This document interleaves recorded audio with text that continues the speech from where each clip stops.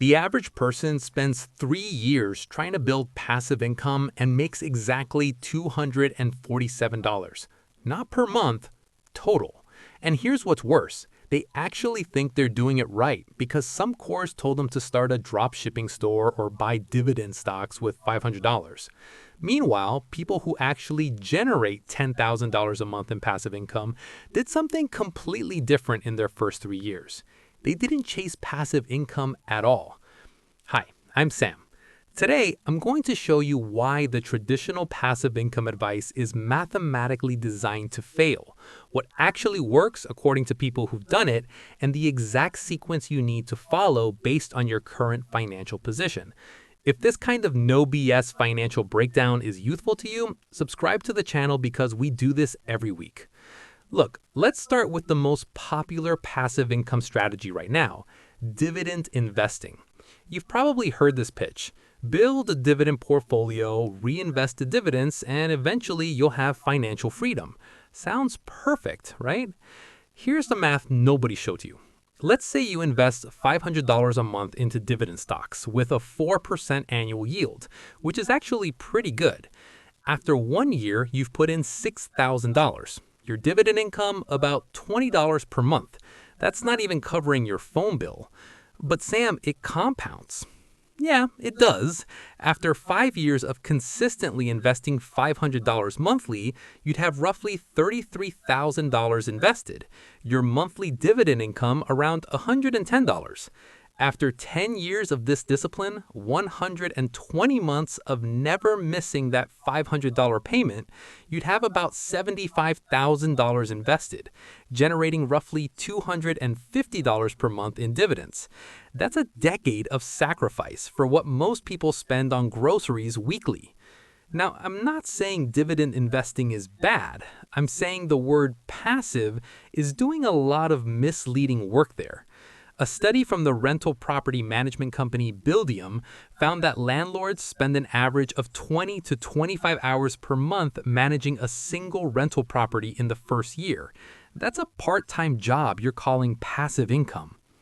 The pattern here is real passive income requires either large capital deployed efficiently or significant active work upfront to build a system that eventually runs without you, or both.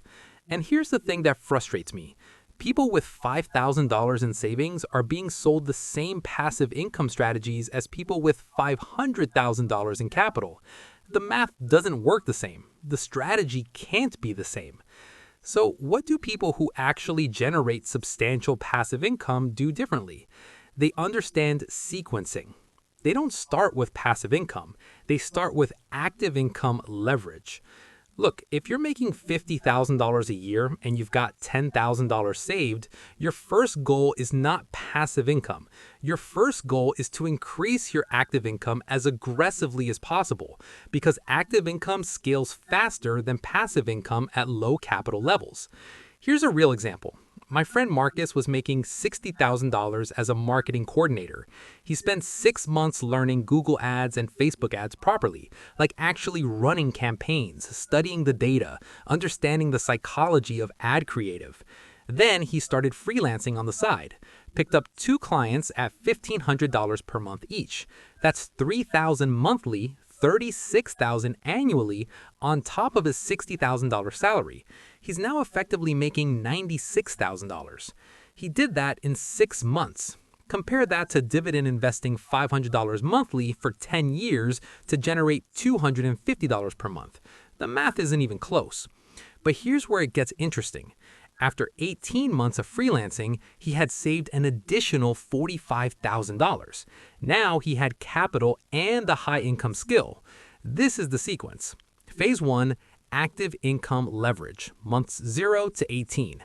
Build a high-income skill, freelance, consult, start a service business. Your goal is to generate $2,000 to $5,000 monthly in additional active income while keeping your day job if possible.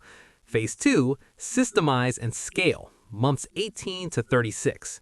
Use that additional income to either hire people to do the work for you or to build systems that reduce your time involvement. This is where active income starts becoming less active. Marcus hired a junior ad specialist and an account manager. His involvement dropped from 25 hours weekly to about 8. Phase 3, deploy capital into actual passive vehicles, months 36 plus. Now you've got capital and cash flow. This is when dividend investing, rental properties, or silent business partnerships make mathematical sense.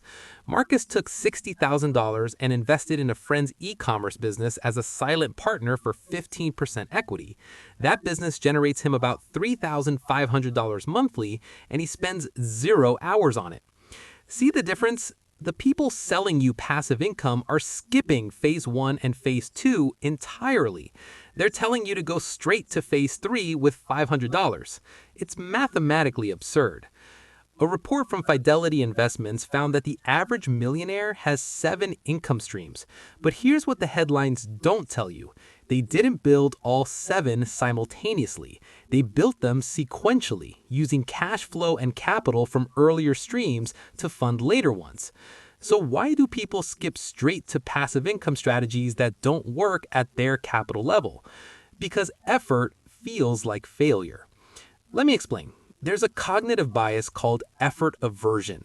We psychologically prefer solutions that feel easy, even if they're less effective. The idea of buying dividend stocks and watching them grow feels better than the reality of learning a new skill and freelancing for 15 hours a week. It's the same reason people buy lottery tickets instead of opening a high-yield savings account. The lottery feels like a path to wealth, even though mathematically it's terrible. Passive income marketed to beginners is financial lottery thinking with better PR. And there's another psychological factor: identity protection. If you try to build a freelance business and fail, that feels like your failure. But if you invest $500 in dividend stocks and it doesn't generate meaningful income, well, you're building long-term wealth. You can tell yourself you're doing the right thing even when the math shows it's not working at your scale. The uncomfortable truth is this: building real wealth in your first decade requires active effort. There's no way around it. The passive part comes later, after you've built the systems and capital that make passive income mathematically viable. All right, here's what you actually do. Step 1, audit your current active income potential. What skill do you have or could you learn in 90 days that people will pay $50 to $150 per hour for? Writing, video editing, web design, bookkeeping, media buying, sales coaching. Pick 1, not 5. 1. Step 2, spend 3 months getting good at it. Not perfect, good. Take courses, practice on discounted projects, build a small portfolio. Step 3, get your first 3 clients. Charge less than you're worth to start. Your goal is not profit yet. It's proof of concept and testimonials.